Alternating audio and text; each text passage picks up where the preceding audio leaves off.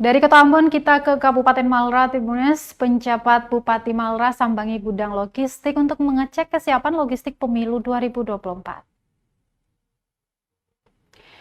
PJ Bupati Maluku Tenggara Jasmono menyambangi gudang logistik KPU Kabupaten Malra di Gedung Serbaguna Larful Ngabal, Watdek, Kecamatan Kei Kecil. Hal tersebut guna memastikan kesiapan logistik jelang pemilu 2024 yang jatuh nanti di 14 Februari 2024 mendatang. Menurutnya, kunjungan itu untuk melihat secara langsung kesiapan dari KPU.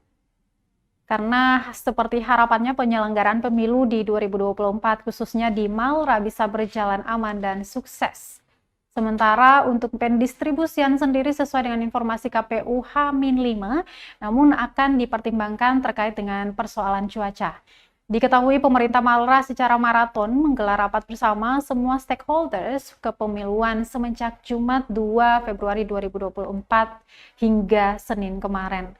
Guna meng-cross-check kembali semua kesiapan baik dari sisi keamanan, jaringan, transportasi, juga mitigasi cuaca ekstrim menjelang Tahun Baru Cina.